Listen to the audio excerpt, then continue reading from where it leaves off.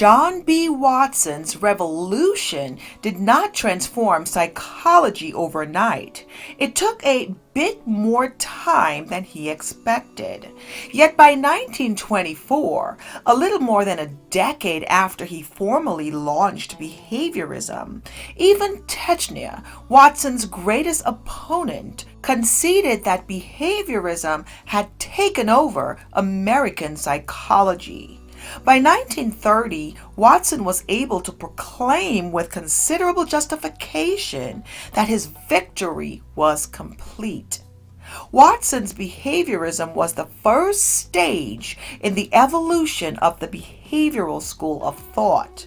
For decades, B.F. Skinner was the most famous and influential psychologist in the world. When he died in 1990, the editor of the journal American Psychologist praised him as one of the giants of our discipline who made a permanent mark on psychology.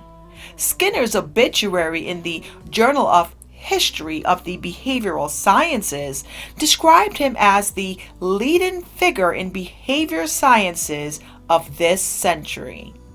Skinner's behaviorism was devoted to the study of responses. He was concerned with describing rather than explaining behavior. His research dealt only on observable behavior, and he believed that the task of scientific inquiry is to establish functional relationships between experimental controlled stimulus conditions and the organism's subsequent responses. Skinner's society that is based on positive reinforcement exists only in fiction, but the control or modification of human behavior, individually and in small groups, is widespread. Behavior modification through positive reinforcement is frequently used in mental hospitals, factories, prisons, and schools to change undesirable behaviors to more acceptable ones. Think of the child who throws a tantrum to get food or attention. Every time parents give in to the child's demands, they are reinforcing unpleasant behavior. In a behavior modification situation, behavior such as kicking and screaming would never be reinforced. Only more socially acceptable behaviors would be reinforced. After a time, the child's behavior will change because the tantrums no longer work on bringing rewards, whereas nicer behaviors will. Operant conditioning and reinforcement have been applied to the workplace to improve job performance, promote work safety practices, and teach job skills. Behavior modification has also been successful in altering the behavior of patients in mental hospitals by rewarding patients for appropriate behavior with tokens that can be exchanged for goods or privileges. The dominance of Skinner's brand of behaviorism peaked in the 1980s and declined after his death in 1990.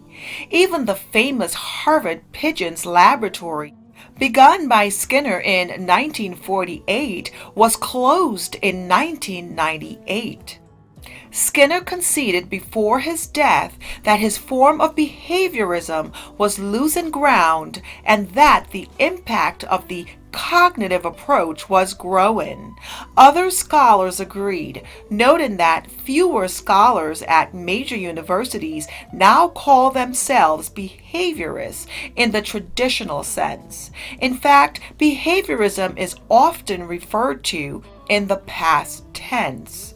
The behaviorism that remains vital in contemporary psychology, especially within applied psychology in the form of behavior analysis, is a different behaviorism from that which flourished in the decades between Watson's 1913 manifesto and Skinner's death.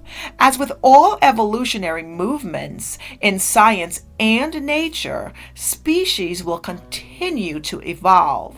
In that sense, behaviorism survives in the spirit of its founder's intent, which was to develop a technology that could be used to change behavior for the better.